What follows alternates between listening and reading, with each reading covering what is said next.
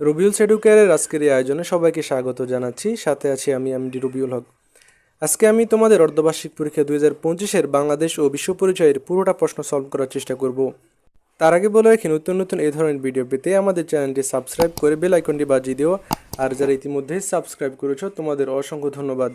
তো চলে আসে আমাদের মূল আলোচনায়। যেহেতু বাংলাদেশ ও বিশ্ব পরিচয়ের পুরোটা প্রশ্নের উত্তর আজ দিব, তাই না টেনে পুরোটা ভিডিও খুব মনোযোগ সহকারে দেখবে। প্রথমে আমি তোমাদের মানবন্টন সম্পর্কে বলবো, যেখানে তোমাদের বাংলাদেশ ও বিশ্ব পরিচয়ে 30টি ইউনিটভিত্তিক প্রশ্ন থাকবে এবং 8টি সৃজনশীল প্রশ্ন থাকবে, যেখান থেকে তোমাদের 5টি প্রশ্ন উত্তর দিতে হবে, 50 মার্ক। এরপরে তোমাদের সংক্ষিপ্ত প্রশ্ন থাকবে 15টি, যেখান থেকে তোমাদের 10টি প্রশ্ন উত্তর দিতে হবে। প্রত্যেকটি প্রশ্নের মান হচ্ছে 2 করে 20, টোটাল 100 মার্ক। তোমাদেরকে 33 পেয়ে পাশ করতে হবে, বুঝেছো? তো আমি আজকে যথাক্রমে তোমাদের বহু নির্বাচনী প্রশ্নের উত্তর সলভ করব, এরপরে সৃজনশীল প্রশ্নের উত্তর দিয়ে দিব, প্লাস হচ্ছে তোমাদের সংক্ষিপ্ত প্রশ্নগুলো সলভ করব। শুরুতেই আমরা বহু নির্বাচনের প্রশ্ন দিয়ে শুরু করি। 1 নম্বর প্রশ্ন, বাংলায় অপেক্ষাকৃত দীর্ঘ সময় শাসন করেছেন কোন বংশের শাসক? উত্তর ক, পাল বংশের।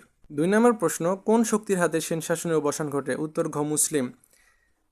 3 নম্বর প্রশ্ন, কারা সর্বপ্রথম বাংলা তথা ভারতবর্ষে আগমন করে? উত্তর গ, পর্তুগিজরা। 4 নম্বর প্রশ্ন, 76-এর মন্বন্তর ইংরেজি কত সালে সংঘটিত হয়? উত্তর ক, 1770 খ্রিস্টাব্দে। 5 নম্বর প্রশ্ন, শশাঙ্কের মৃত্যুর পর 100 বছরকে মাচ্ছন্যায়ের যুগ বলা হয়, কারণ তখন নিচের কোনটি সঠিক? উত্তর হবে খ, 1 ও 3। 6 নম্বর প্রশ্ন, বাংলাদেশে ঔপনিবেশিক যুগ ছিল কোনটি? উত্তর গ, 1757 সাল থেকে 1947 সাল। 7 নম্বর প্রশ্ন, উত্তরা গণভবন কোথায় অবস্থিত? উত্তর খ, নাটোরে। এরপরে কি উদ্দীপক রয়েছে, যেখান থেকে তোমাদের 8 ও 9 নম্বর প্রশ্ন উত্তর দিতে হবে। উদ্দীপকটি হলো, রিতার বাবা রিতাকে নিয়ে ঢাকায় তার মামার বাসায় বেড়াতে যান। রিতা ঢাকার ঐতিহাসিক স্থানগুলো দেখতে চাইলে বাবা তাকে শাহবাগে একটি ভবনে নিয়ে যান।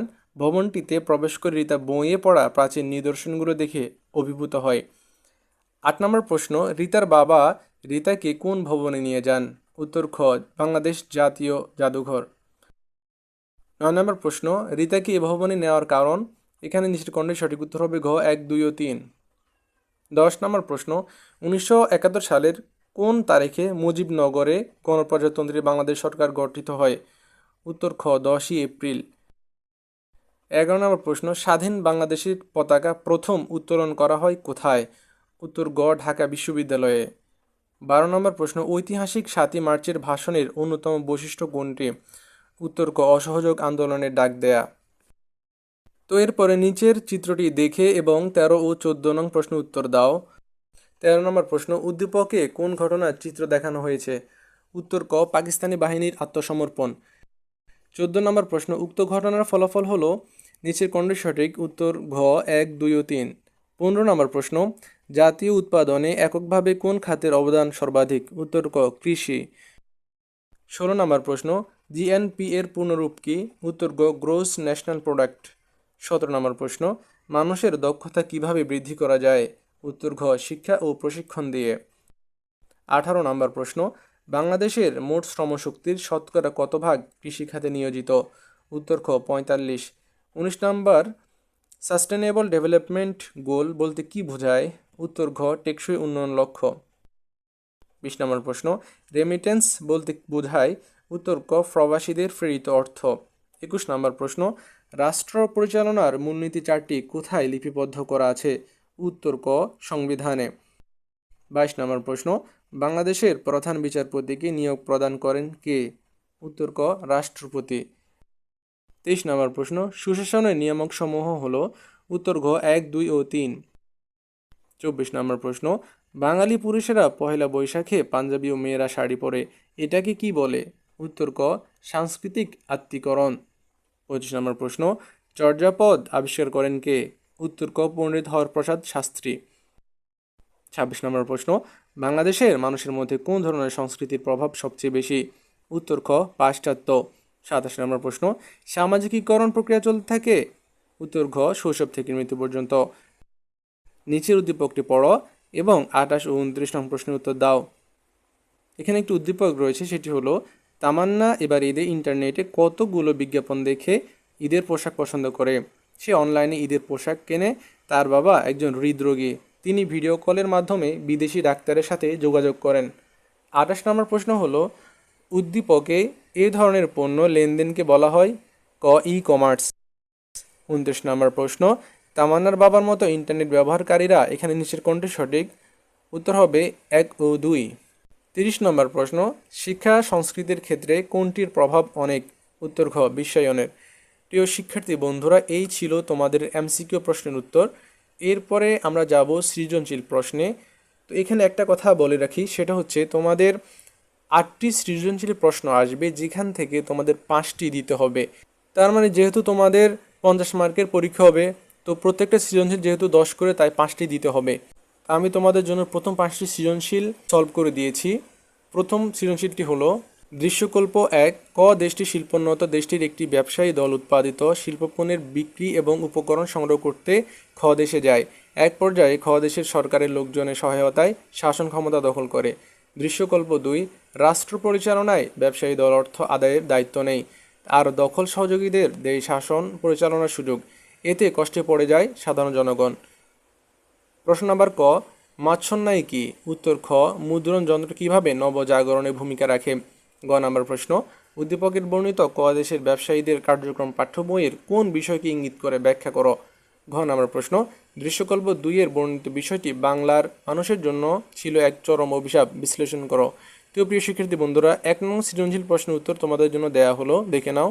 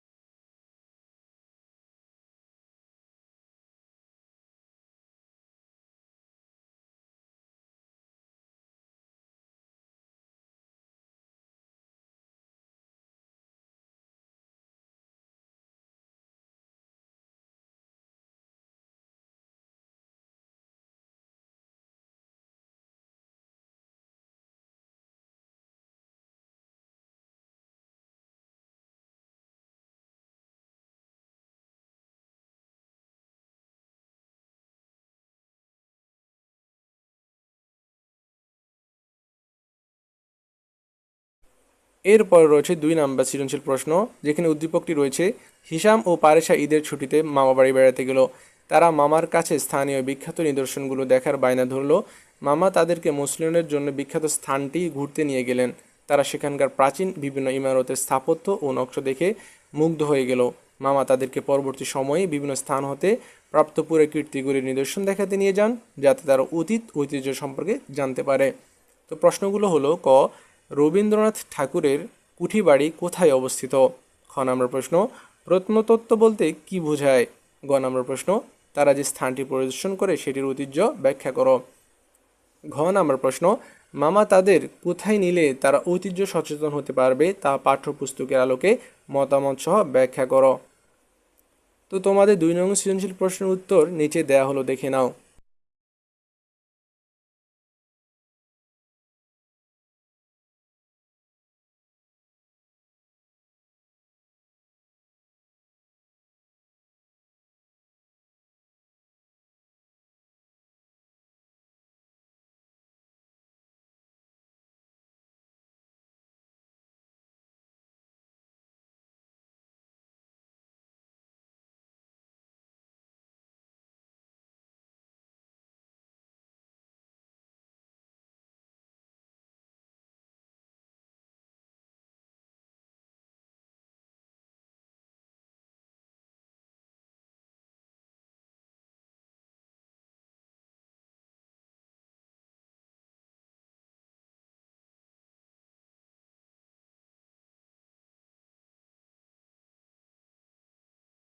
প্রিয় শিক্ষার্থী বন্ধুরা, এরপরে আমরা যাব 3 নং সৃজনশীল প্রশ্নে, যেখানে 2টি চিত্র দেয়া রয়েছে।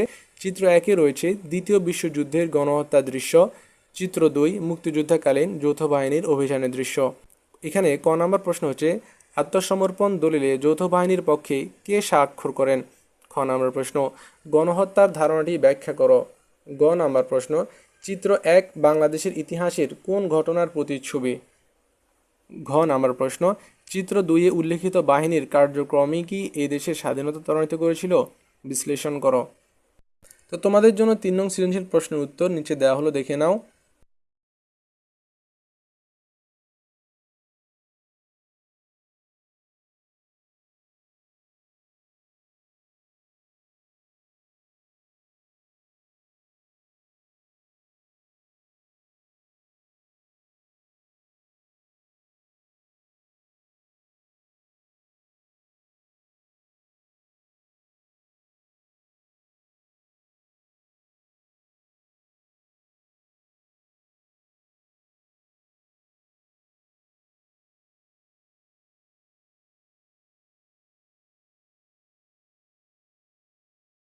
প্রিয় অষ্টম শ্রেণীর শিক্ষার্থী বন্ধুরা, এখন আমরা যাব 4 নম্বরের সৃজনশীল প্রশ্নে, যেখানে উদ্দীপক রয়েছে শফিক বাংলাদেশের মুক্তিযুদ্ধ শুরুর প্রাক্কালে একটি পাটকলের শ্রমিক ছিলেন। মুক্তিযুদ্ধ শুরু হলে তিনি মুক্তিযুদ্ধে অংশগ্রহণ করেন এবং বীরত্বপূর্ণ ভূমিকা পালন করেন। অপরদিকে তার বন্ধু ফরিদ এটি সংবাদ সংস্থার প্রতিনিধি হিসেবে রণাঙ্গনের তরতাজা খবর বহির্বিশ্বে প্রচার করে বিশ্ববাসীকে গণহত্যা ও ধ্বংসযজ্ঞ সম্পর্কে অবহিত করেন। তো এখানে ক নম্বর প্রশ্ন হচ্ছে, মুজিবনগর সরকার কত তারিখে গঠিত হয়? খ, মুক্তিযুদ্ধে দেশের মানচিত্র ঘোষিত পতাকা আমাদের প্রেরণা ছিল কেন? ব্যাখ্যা করো। গ নম্বর প্রশ্ন, মুক্তিযুদ্ধে শফিক কোন বাহিনীর সদস্য ছিলেন? ব্যাখ্যা করো। ঘ নম্বর প্রশ্ন, মুক্তিযুদ্ধে ফরিদের ভূমিকা বিশ্ববিবেককে জাগিয়ে তুলেছিল। বিশ্লেষণ করো। তো প্রিয় শিক্ষার্থী বন্ধুরা, তোমাদের জন্য 4 নম্বর সৃজনশীল প্রশ্ন নিচে দেওয়া হলো।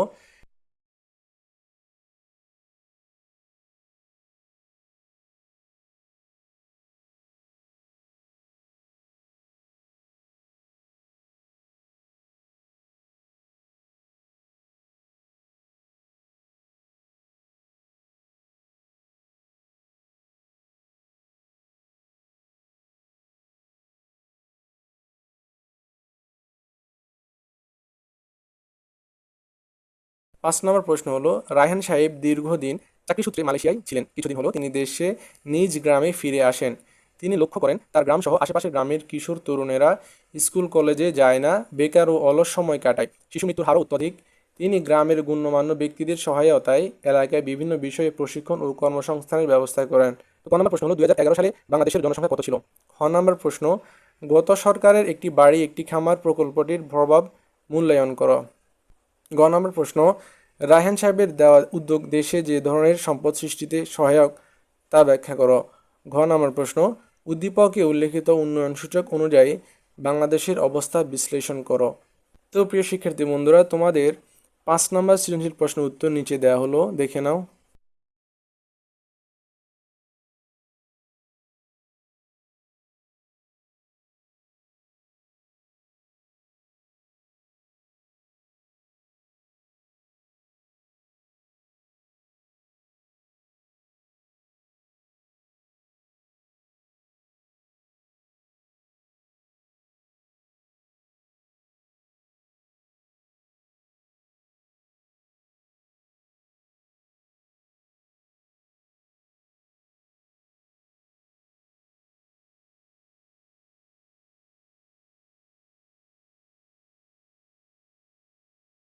প্রিয় বন্ধুরা, এই ছিল তোমাদের 5টি সৃজনশীল প্রশ্নের উত্তর। তারপরও তোমাদেরকে বাকি 3টি সৃজনশীল প্রশ্ন দেওয়া হয়েছে, তোমরা চাইলে নিজেরা পড়তে পারো এটি।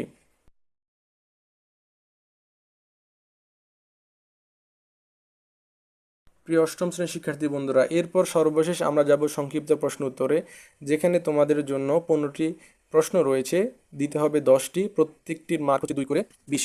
তো তোমাদের প্রশ্নগুলো হলো, 1, উপনিবেশিক যুগ বলতে কি বোঝায়? 2, দ্বৈত শাসন বলতে কি বোঝায়? 3 নম্বর প্রশ্ন, বিভিন্ন দেশের সংস্কৃতি সমূহের মধ্যে পার্থক্য দেখা যায় কেন? 4 নম্বর প্রশ্ন, স্থাপত্যকর্ম বলতে কি বোঝায়? ব্যাখ্যা করো। 5 নম্বর প্রশ্ন, যৌথ বাহিনী বলতে কি বোঝায়? 6 নম্বর প্রশ্ন, মুক্তিযোদ্ধা বলতে কি বোঝায়? ব্যাখ্যা করো। 7 নম্বর, মোট দেশজ উৎপাদন বলতে কি বোঝো? 8 নম্বর প্রশ্ন, প্রবাসী আয় বা রেমিটেন্স বলতে কি বোঝায়? 9 নম্বর প্রশ্ন, দারিদ্র্য দুষ্টচক্র বলতে কি বোঝায়? 10 নম্বর প্রশ্ন, রাষ্ট্রের জন্য সংবিধান কেন প্রয়োজন? তো প্রিয় শিক্ষার্থী বন্ধুরা, এই ছিল তোমাদের সংক্ষিপ্ত প্রশ্ন, এগুলোর উত্তর নিচে দেওয়া হলো। 1 নম্বর প্রশ্ন উত্তর হলো, ভারতীয় উপমহাদেশের ইতিহাসে 1757 সাল থেকে 1947 সাল পর্যন্ত ইংরেজ শাসনামলকে উপনিবেশিক যুগ বলে। বাংলা ইউরোপীয় বণিকদের আগমন ব্যবসা বাণিজ্যের উদ্দেশ্যে হলেও পরে তারা আমাদের রাষ্ট্র ক্ষমতা দখল করে নেয়। এদের মধ্যে ব্রিটিশ ইস্ট ইন্ডিয়া কোম্পানির প্রতিযোগিতায় এগিয়ে যায়। 1757 সালে বাংলা, বিহার ও উড়িষ্যার নবাব সিরাজউদ্দৌলাকে পরাজিত করে তারা ক্ষমতা দখল করে নেয়। বাংলায় ইংরেজদের শাসন চলে 1947 সাল পর্যন্ত। আর 1757 সাল থেকে 1947 সাল পর্যন্ত ইংরেজদের এই শাসনামলকে উপনিবেশিক যুগ বলে। 2 নম্বর প্রশ্নের উত্তর হচ্ছে, রবার্ট ক্লাইভের শাসনামলে কোম্পানির হাতে অর্থনৈতিক ক্ষমতা ও নবাবের হাতে প্রশাসনিক ক্ষমতা অর্পণ করা হয়। অদ্ভুত এই প্রশাসনিক ব্যবস্থাকে দ্বৈত শাসন বলে। 1765 সালে ক্লাইভ দিল্লির সম্রাটের কাছ থেকে আনুষ্ঠানিকভাবে বাংলা, বিহার ও উড়িষ্যার দেওয়ানি লাভ করে। দেওয়ানি লাভের পর এই বিস্তীর্ণ অঞ্চলের রাজস্ব আদায়ের ক্ষমতা ইংরেজদের হাতে চলে যায়। প্রশাসনেও তাদের কর্তৃত্ব প্রতিষ্ঠিত হয়। নবাবকে কার্যত ক্ষমতাহীন করে নামে মাত্র প্রশাসনিক ক্ষমতা নবাবের হাতে অর্পিত হয়। উদ্ভট এই শাসন ব্যবস্থায় দ্বৈত শাসন নামে পরিচিত। 3 নম্বর প্রশ্নের উত্তর, মানব সভ্যতার শুরু থেকেই সংস্কৃতি ধারণাটি স্থান ও কালভেদে পরিবর্তিত হয়ে চলেছে। পৃথিবীর বিভিন্ন অঞ্চলে বা দেশে ভিন্ন ভিন্ন জনগোষ্ঠী বাস করে। এই সকল জনগোষ্ঠীর সংস্কৃতিগত আচার আচরণ বিভিন্ন ধরনের হয়ে থাকে। মূলত ভৌগোলিক অবস্থান, ঐতিহাসিক উপাদান, জৈব পরিবর্তন, প্রাধান্য সৃষ্টিকারী সাংস্কৃতিক বিষয়াদি, ব্যক্তি মানুষের মধ্যে ইত্যাদি কারণে বিভিন্ন দেশের সংস্কৃতি সমূহের মধ্যে পার্থক্য দেখা যায়।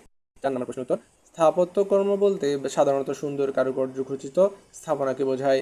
স্থাপত্যকর্মের মধ্য দিয়ে সেকালের মানুষের সামাজিক ও সাংস্কৃতিক অবস্থায় রুচি বা দৃষ্টিভঙ্গি, সংস্কৃতি ইত্যাদি সম্পর্কে ধারণা লাভ করা যায়। বাংলাদেশের স্থাপত্যকর্মের মধ্যে ঢাকা লালবাগ মসজিদ, আহসান মঞ্জিল, কার্জন হল, সোনারগাঁও এর পানামনগর এবং সর্দার বাড়ি, মানিকগঞ্জের সাটুরিয়ার বালিয়াটি জমিদার বাড়ি, রংপুরের তাজহাট জমিদার বাড়ি, নাটোরের দীঘাপতিয়ার জমিদার প্রাসাদ প্রভৃতি উল্লেখযোগ্য। এরপর 5 নম্বর প্রশ্ন উত্তর হলো, কোনো লক্ষ্যার্জনে বা যুদ্ধজয়ের উদ্দেশ্যে একাধিক বাহিনী মিলিত অবস্থাকেই যৌথ বাহিনী বলে। 6 নম্বর প্রশ্ন উত্তর, 1971 সালে বাংলাদেশকে পশ্চিম পাকিস্তানের শাসন শোষণ থেকে মুক্ত এবং বাংলাদেশকে পরাধীনতা থেকে মুক্ত করার জন্য যারা জীবন বাজিয়ে রেখে যুদ্ধ করেছিলেন তারাই মুক্তিযোদ্ধা। মুক্তিযোদ্ধাদের জাতীয় শ্রেষ্ঠ সন্তান বলা হয়, কারণ পরাধীন বাংলাদেশকে মুক্ত করতে তারাই অগ্রণী ভূমিকা পালন করেছিল। আমরা আজ যে স্বাধীন সার্বভৌম বাংলাদেশে বাস করছি তা তাদেরই ত্যাগের ফসল। বাঙালি জাতির তাদেরকে শ্রদ্ধাভরে স্মরণ করে।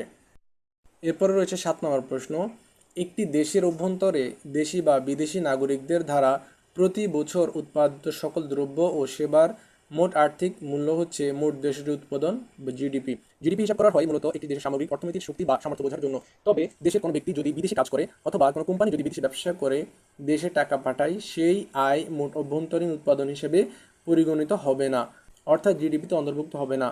মূলত জিডিপি হচ্ছে একটি দেশের অভ্যন্তরীণ বা ভৌগোলিক সীমারেখার আইন উৎপাদনের আর্থিক মূল।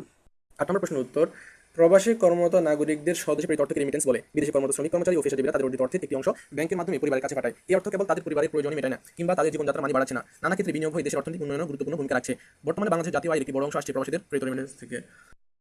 9 নম্বর প্রশ্ন উত্তর, দারিদ্র্যের যে চক্রাকার আবর্তনের কারণে দরিদ্র লোক দরিদ্র থেকে যায় তাকে দারিদ্র্যের দুষ্ট চক্র বলে। দরিদ্র লোকদের উৎপাদন কম, ফলে তাদের আয় কম। আয় কম হলে সঞ্চয় কম হয়, এর ফলে বিনিয়োগ কম হয় বা মূলধন কম হয়। এই কারণে উৎপাদন কম হয়, ফলে এরা দরিদ্র থেকে যায়।